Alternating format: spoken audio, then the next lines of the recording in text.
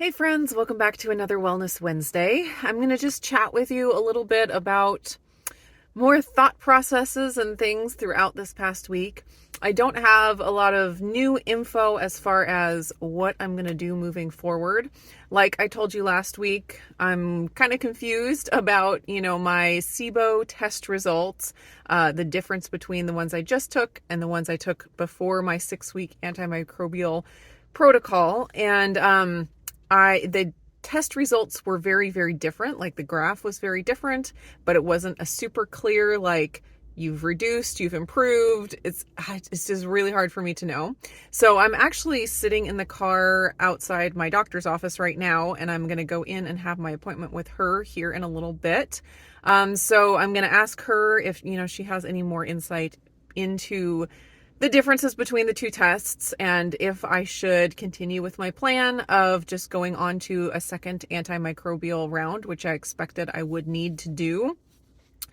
So I'm just kind of waiting for that still. So not a lot of news as far as, what I'm doing moving forward, any big decisions like that.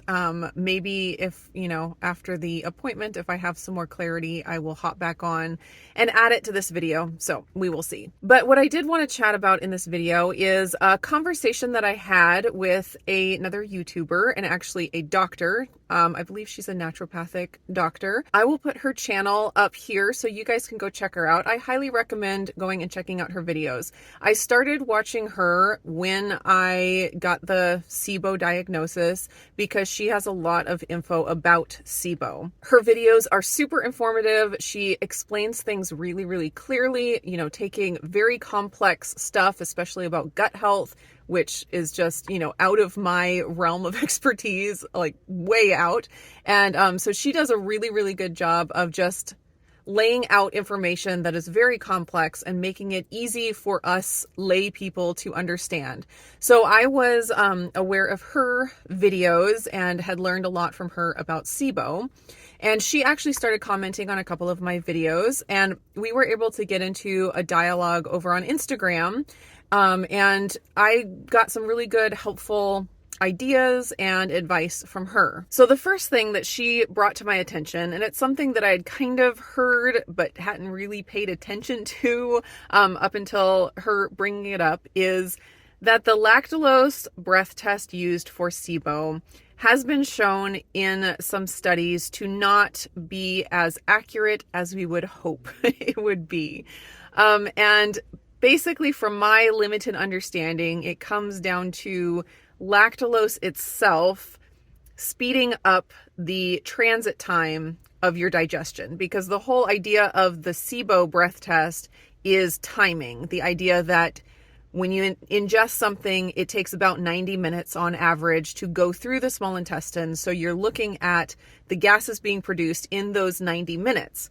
Well, if lactulose is speeding that up, it specifically speeds up the transit time, there's no telling when or where the gas production is coming from. If your digestion is being sped up, it could still be coming from the large intestine, which is completely normal and would not indicate SIBO, small intestinal bacterial overgrowth. It's like, what do you do at that point? Do you just completely throw out the lactulose test? Like, do my tests that I've taken, this one and then, the one 6 weeks ago, do they mean nothing? Is really hard for me to sort it out, because it's like, I see that information and that makes sense. Yes, there could be issues with the lactulose test. But then there's so many doctors and SIBO experts that use it. And is it like, we know that there could be issues with it, but it's the best we got, so that's what we go with? I don't know. It's hard to sort it out. It would be really nice if we had a real clear black or white, this test means, or this result means yes, this result means no. But rarely is it that simple in health. It has to be complicated. So anyways, I am not certain. I'm not certain about anything. So I don't know if I really do have SIBO or not.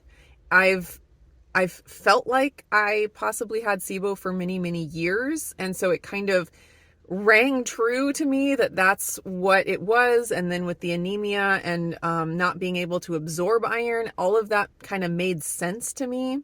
So it seemed like the right choice to go down the road of killing SIBO.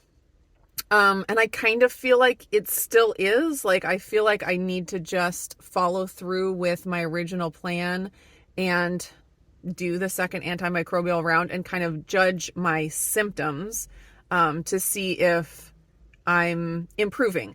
Because I do think that going through the last antimicrobial round has improved my symptoms. My main digestive symptom was bloating, like waking up in the morning with a flat stomach, going to bed with a, 4 to 5 month pregnant feeling stomach, depending on what I ate. If I ate carnivore throughout the day, I would go to bed with a pretty flat stomach. But if I ate any amount of fiber or vegetables or things like that, just the bloating was extreme. So I feel like that has improved. But I feel like I got really big improvement from the L-Reuteri yogurt. So I still don't even know if my improvement was from the antimicrobials or from the L-Reuteri yogurt. So muddy.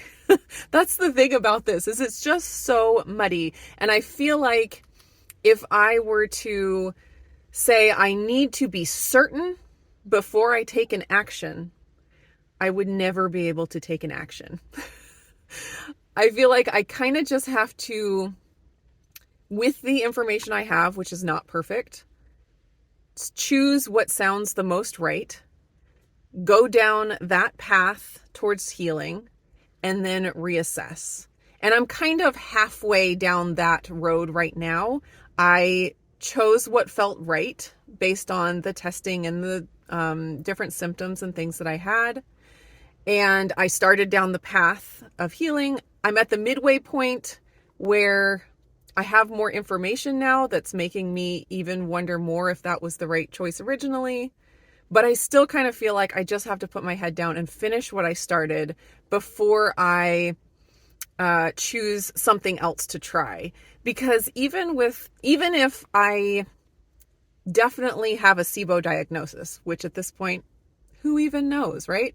Even if I definitely had a SIBO diagnosis, I could find 10 different practitioners using different kinds of protocols, supplements, pharmaceuticals, diets, like so many different ways to treat it. And they all will say, mine is proven because I've had X number of patients that I have helped, blah, blah, blah, blah.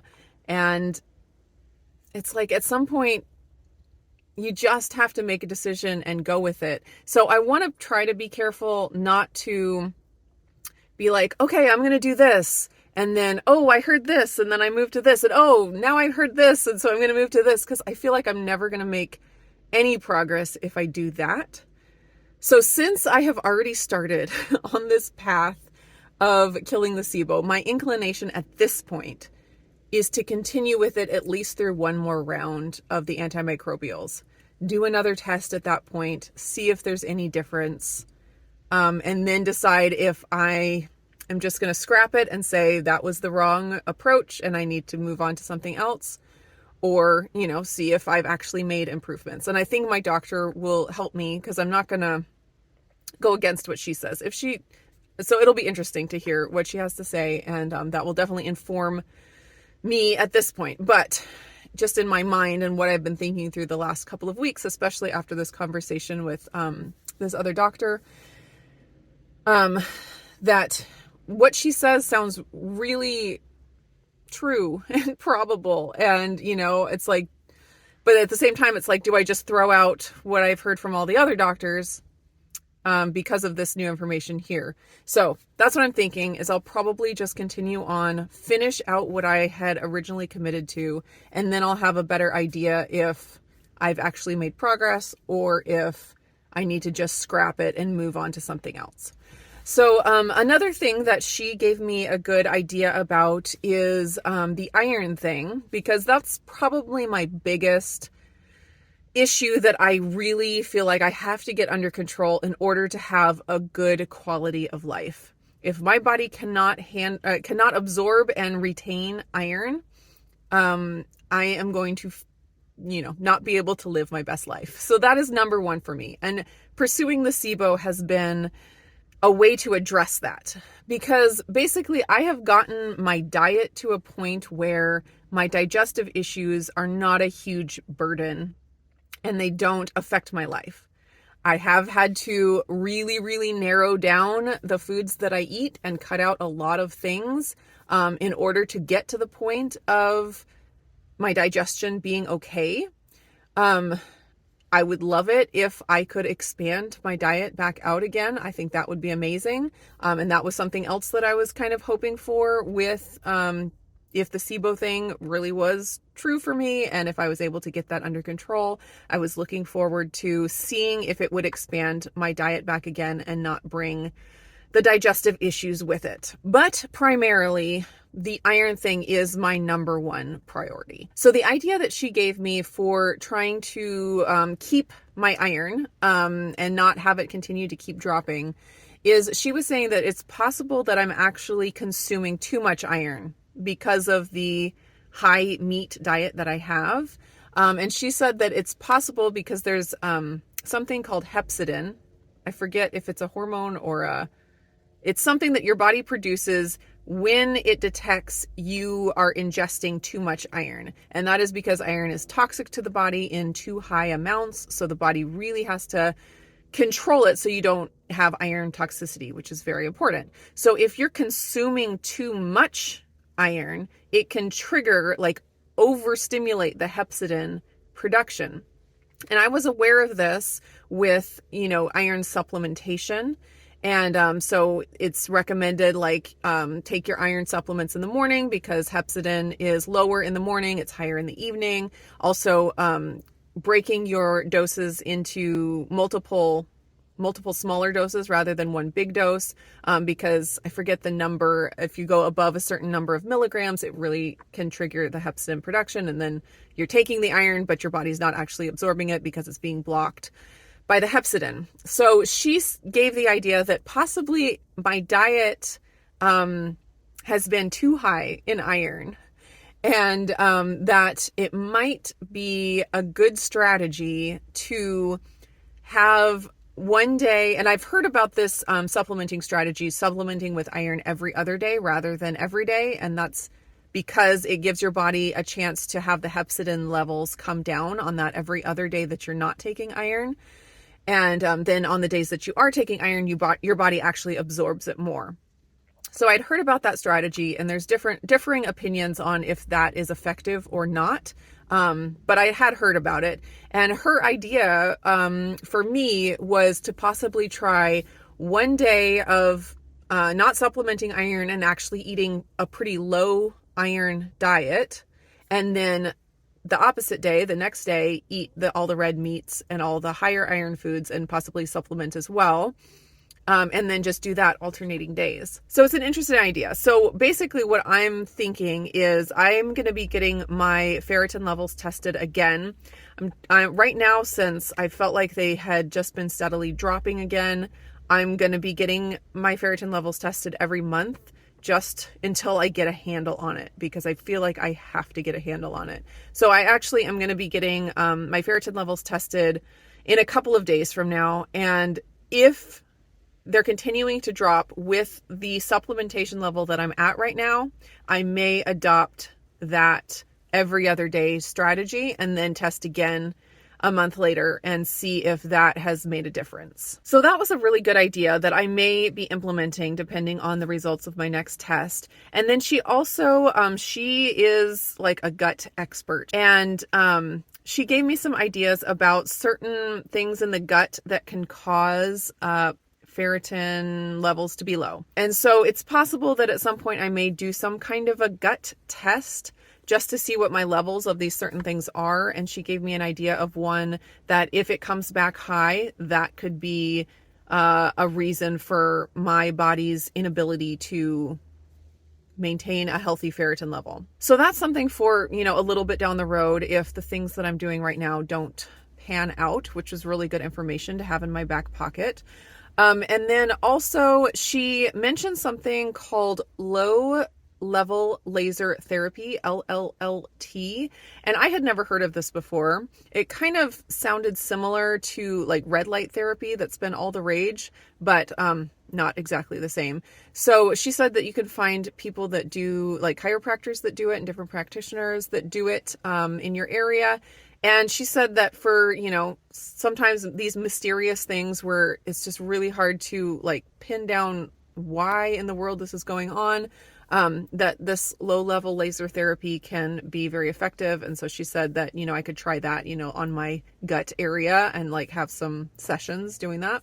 So that's another thing to look into at some point down the road. So I was really, really appreciative of the time that she took. She looked at all of my labs. We really had a long dialogue back and forth. And so that was really, really helpful. And I appreciated that. And I do highly recommend you guys go check out her channel, check out all the information that she has. She also has a podcast with another practitioner. Just a wealth of information that you wouldn't necessarily get unless you were in a doctor's office having an appointment with a doctor. But she provides it on YouTube, which I think is a huge benefit to all of us. So I appreciate that. I will say that she's not a keto doctor, and I try really hard not to only listen to people who label themselves as keto doctors or carnivore doctors or whatever. I think you can kind of get into like an echo chamber if you only go towards these doctors that you already know you agree with. And you can miss out on a lot of information that might challenge you and help you to grow. So I do hope you guys will go and check out her channel, and you could spend hours just watching all of her videos and getting tons and tons of information. I'll put her up in the cards as well as down in the description. So you'll have lots of listening and watching for the rest of the week. But I think that's where I'm going to leave it here for now. If I have some good info to share after, like if I've made any major decisions after my appointment with my doctor, I will hop back on and let you know. But for now, I will say bye. So I finished up my doctor's appointment, and I'm actually sitting in front of grocery store right now because I'm going to pick up a prescription. Like I told you last week, I was going to ask her about prescribing me lactulose so that I could do my own lactulose breath tests at home with my Air 2 marble device. She was totally on board with that. She hadn't heard of the Air 2 devices, and so she was really excited about hearing about it, so that was cool. So she prescribed me some lactulose so that I can keep that on hand and do my test whenever I need to. So we talked through all of the stuff about, transit time and the test not being 100% accurate and all that stuff. And what we came to together was that the difference between the two tests was a positive thing, that the gas had reduced significantly, that it did look like that there was a positive result. And that's kind of how I was leaning with it. So regardless of if the 90 minutes is, accurate or not, as far as judging SIBO, the overall difference between the test results is a positive step, and that I should just go ahead and do the second round as planned and then, go from there. So as far as the ferritin, and if that continues to drop, she said that would be really concerning. The infusion should have given me enough to last, to keep my levels high for a good long time. So if they continue to drop, which I'm going to get them tested here again soon to see, but if they do continue to drop, she said we need to do some investigation to see if I'm losing blood somewhere else, like in my intestines. So she said an endoscopy and a colonoscopy, and maybe, I think she said start with the endoscopy and then see about the colonoscopy after that. But then she said she'd refer me to a gastroenterologist and see what they wanted to do. So that would be that. But that's going to be after I get my ferritin tested again and see if it has dropped more. She said that if I continue, my iron continues to go down or my ferritin continues to go down, it is possible that I'm losing blood like in my intestines, which obviously would be a bad thing that would need to be worked on. Or the other idea that she had was like a autoimmune gastritis that maybe would need to be diagnosed, and that could explain the chronically low ferritin. So a couple other things, to think about and to have as possibilities. But the next step is to just keep on with the SIBO protocol, get my ferritin tested, and then go from there. So that is it for my Wellness Wednesday today. I hope you guys are doing great, and I will see you again in the next one.